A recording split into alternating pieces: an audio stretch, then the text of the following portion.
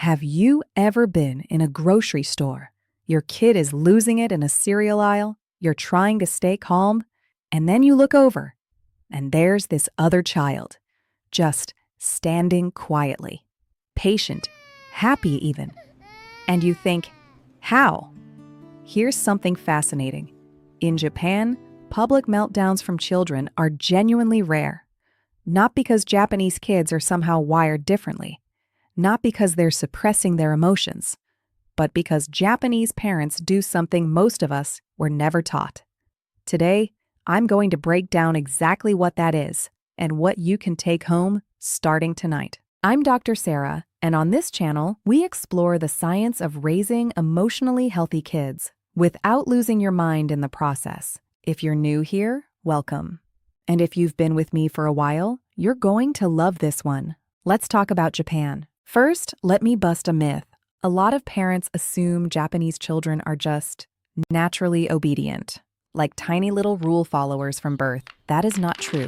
Japanese toddlers cry, they throw toys, they get frustrated. The difference isn't whether they have big emotions. It's what happens around those emotions that shapes their behavior over time. And that starts with how parents respond.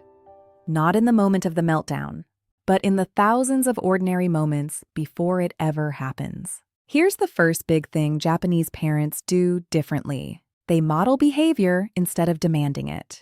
In a lot of Western households, and I say this with complete love because I've been there too, we give kids running commentary. Don't shout, say please, stop touching that. Japanese parents are much quieter about it. They simply do the thing.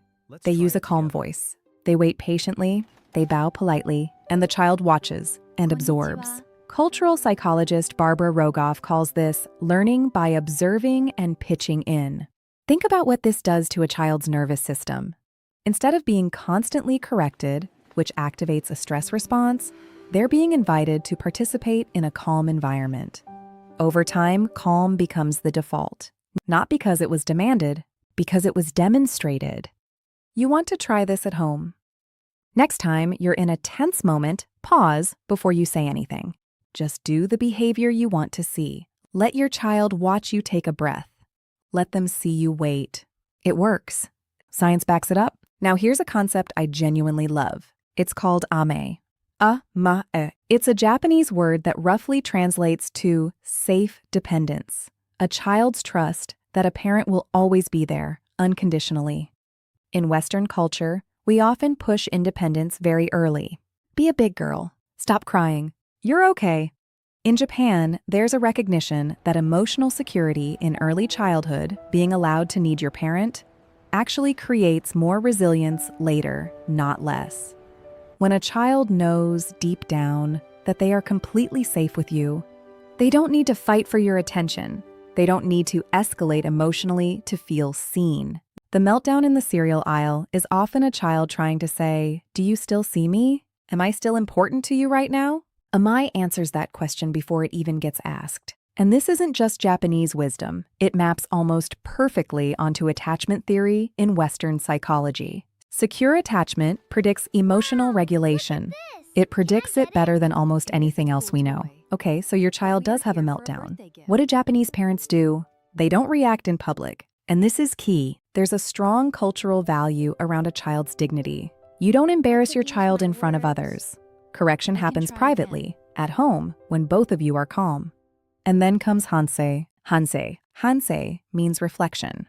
After a difficult moment, the child is gently asked, "What happened? How do you think that felt for the other person?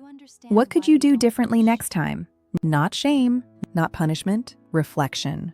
From a neuroscience standpoint, this is brilliant. When we punish a child in the heat of emotion, the brain's stress response is activated. They're in fight or flight. They literally cannot learn. But when we wait, when we come back to it later in a calm, connected moment, the prefrontal cortex is available. That's the part of the brain responsible for learning, empathy, and self-regulation. Hansei teaches children to think about their behavior, to understand why they acted that way, and to own the outcome, not out of fear, but out of genuine understanding. There's another word that shapes everything in Japanese child rearing. Wa. It means harmony. Group harmony, specifically, Japanese children are raised with a deep awareness of how their actions affect the people around them, not in a guilt-tripping way, in a genuinely empathetic way. Japanese mothers are known for constantly narrating the emotional world around their child. Look, that little boy feels sad because you took his toy. Or even, and this is fascinating, your shoes are waiting by the door for you. Don't make them wait too long. They're teaching emotional attunement constantly. Long before a child can articulate emotions, they're learning to read them, to feel them in others. A child who is attuned to others doesn't want to disrupt. Not because they're afraid to, but because they genuinely feel the discomfort it creates. Empathy becomes the natural break on outbursts. One more piece of the puzzle: routine and responsibility. Japanese children, even very young ones, have real responsibilities. Setting the table, cleaning up, preparing their school bag. These aren't chores as punishment. They're contributions to the family. What this does psychologically is profound. A child who has responsibility feels capable. A child who feels capable doesn't need to escalate to feel powerful. So many public meltdowns are really about a child who feels powerless, who has no sense of agency, no predictability in their world. Routine and responsibility give children exactly that. A sense of, I know what's expected, I know what comes next, I have a role here. That internal structure becomes the foundation for emotional regulation in unpredictable situations, like a busy grocery store. So what do you actually do with all of this? I want to give you 3 things you can start today. 1. Model, don't just correct. Before you say calm down, let them see you calm down first. Slow your breath, lower your voice. Your nervous system is contagious. Use that. 2. Create a reflection ritual. When things go wrong, resist the urge to fix it in the moment. Come back to it later, at bedtime, on a walk, when you're both relaxed. Ask open questions. What was happening for you? How do you think your sister felt? No lecture, just curiosity. 3. Give them something real to do. One small responsibility every day. Let them help. Let them contribute. Watch how their behavior in public shifts when they feel competent at home. These aren't magic tricks. They're the slow, steady work of building a child who trusts themselves and trusts you. I want to leave you with this. Japanese parenting isn't perfect. No parenting culture is. But what it gets profoundly right is this: children don't misbehave because they're bad.